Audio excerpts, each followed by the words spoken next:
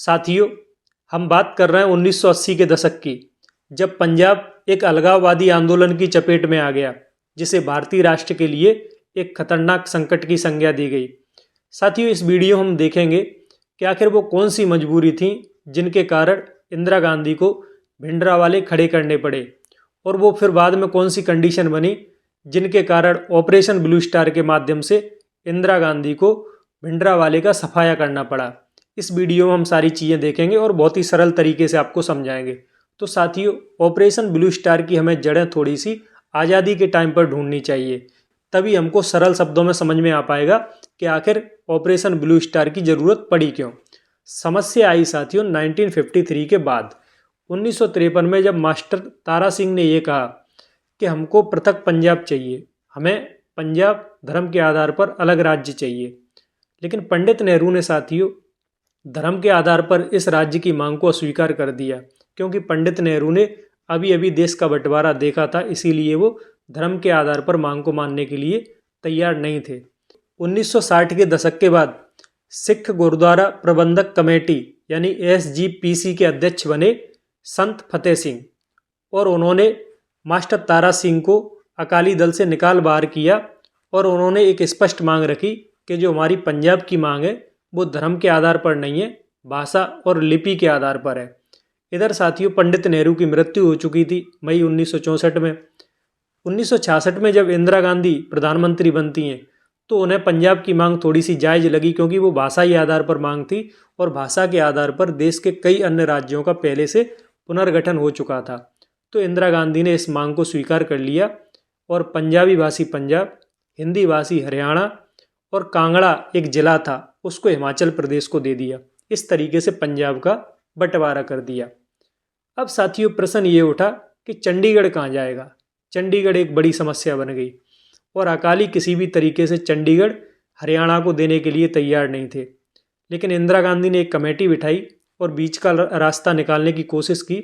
उन्होंने कहा कि आपके पंजाब के अंदर 2 तहसील हैं, अबोहर और फजिल्का, जो हिंदू बहुल एरिया हैं, उनको जो है आप हरियाणा को दे दो और हम आपको चंडीगढ़ सौंप देंगे। लेकिन साथियों अकाली दल इसके लिए तैयार नहीं था और उन्होंने खुल्लम खुल्ला ये कहा कि हमको चंडीगढ़ भी चाहिए और अबोहर फजिल्का भी चाहिए, हम कुछ भी देने को तैयार नहीं है। लेकिन फिर भी इंदिरा गांधी ने कोशिश की बीच का रास्ता निकालने की। लेकिन साथियों आनंदपुर साहिब जो 1973 में एक प्रस्ताव लेकर आए अकाली, इन्होंने एक बड़ी मांग रखी, और ये मांग थी साथियों आनंदपुर साहिब प्रस्ताव के अंदर कि हमें जम्मू एंड कश्मीर के आधार पर धारा 370 जैसा कोई प्रावधान चाहिए, यानी कि रक्षा, विदेश, संचार, मुद्रा, ये 4 मुद्दे केंद्र के पास रहेंगे और बची सारी अथॉरिटी पंजाब सरकार के पास रहेगी। यहाँ से साथियों इंदिरा गांधी को थोड़ा सा गुस्सा आ गया। उन्होंने कहा कि हम अकालियों की बार बार बात को मानते जा रहे हैं और अकाली हैं कि सिर पर चढ़े जा रहे हैं। अब इंदिरा गांधी को गुस्सा आया और उन्होंने पंजाब के अंदर अल्टरनेट खड़ा करने की कोशिश की, और उन्होंने ज्ञानी जेल सिंह से सलाह की और एक केंद्र का कोई आदमी अकालियों के बीच में खड़ा करने की बात कही। तब उनके मन में ख्याल आया क्यों ना भिंडरावाले को खड़ा किया जाए, क्योंकि अकालियों की संतुष्टि हो नहीं रही थी। वो एक के बाद एक मांगें रख रहे थे और इंदिरा गांधी बार बार मानती भी जा रही थी, लेकिन उनकी मांगें बढ़ती जा रही थी। और ये साथियों देखा गया है कि जब जब अल्पसंख्यक सांप्रदायिकता के तर्क को बार बार संतुष्ट किया जाता है तो वो अलगाववाद के रूप में निखर कर आता है। ठीक वैसे ही बहुसंख्यक सांप्रदायिकता के तर्क को जब बार बार संतुष्ट किया जाता है तो वो फासिज्म के रूप में यानी फांसीवाद के रूप में निखर कर आता है।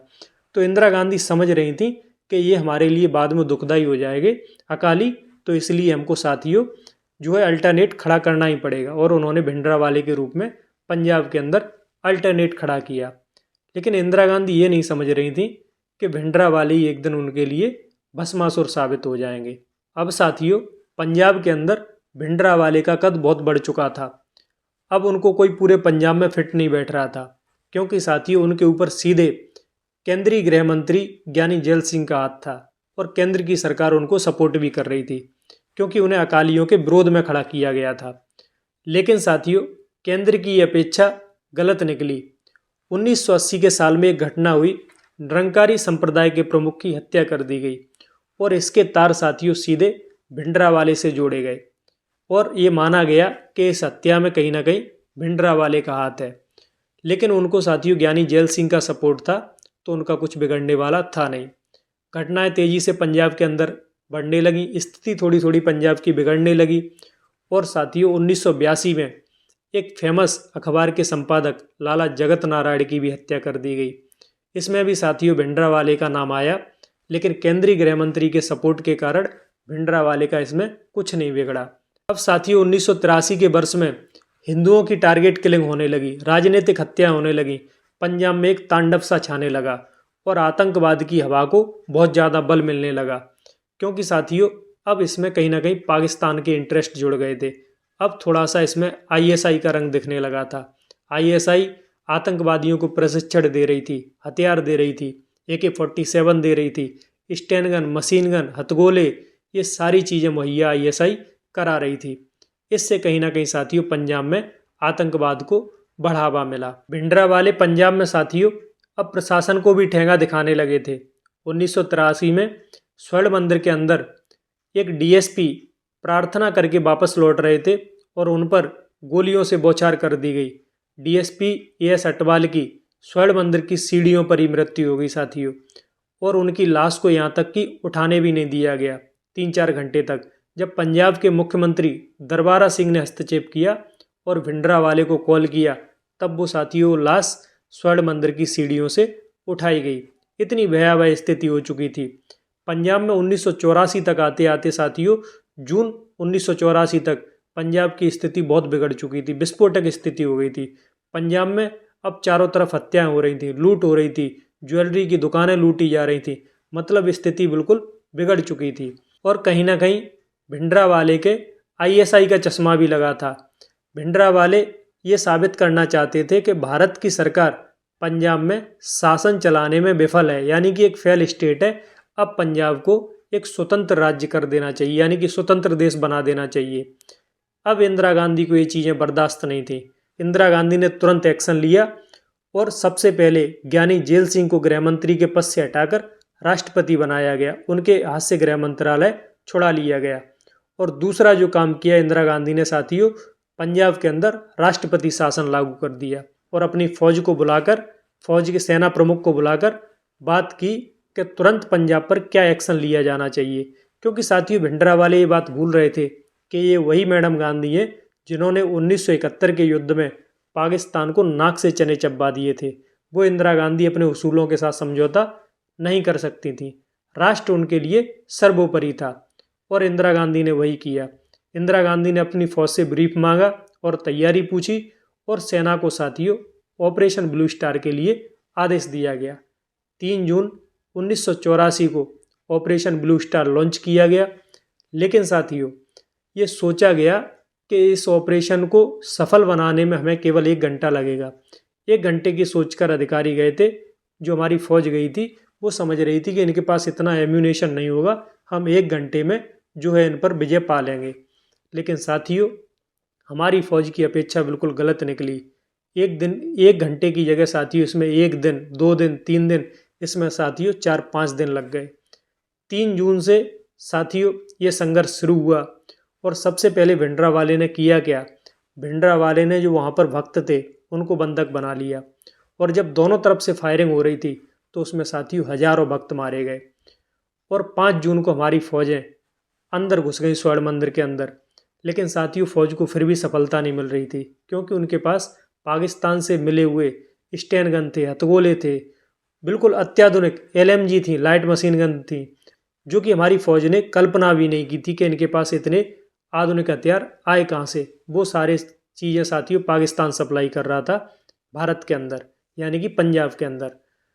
तो साथियों अब हमारी फौज ने, जो वहाँ पर कमांडर ये काम देख रहे थे, उन्होंने परमिशन मांगी इंदिरा गांधी से कि अब हमें शायद यहाँ पर टैंक का उपयोग करना पड़े।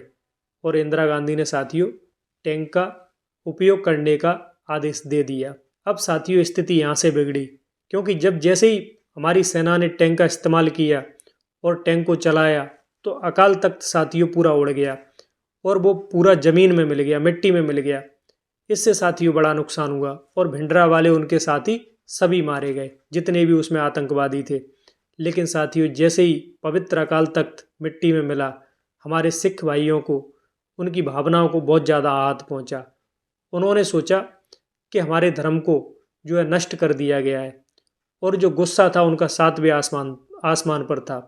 और इस गुस्से की परिणति ये हुई कि इंदिरा गांधी अपने गार्डन में सुबह टहल रही थी, उन्हीं के 2 सुरक्षा कर्मियों ने उन्हें गोलियों से भूंज दिया। इस तरीके से साथियों, इंदिरा गांधी ने ऑपरेशन ब्लू स्टार को तो सफल बना दिया, पंजाब में आतंकवाद को भी लगभग मिट्टी में मिला दिया। लेकिन इस पूरे अभियान में इंदिरा गांधी ने स्वयं ने साथियों अपने प्राणों से हाथ धो लिया। ऑपरेशन ब्लू स्टार तो सफल हुआ, लेकिन इसमें हमारे देश की एक शेर प्रधानमंत्री, जो निडर थी, जिनका लोहा माना जाता था पूरे विश्व में, वो साथियों हमारे बीच से चली गई। फिलहाल साथियों, इस वीडियो में इतना ही। आगे भी आपके लिए ऐसी रोचक घटनाएं लेकर आते रहेंगे। तब तक के लिए जय हिंद, जय भारत।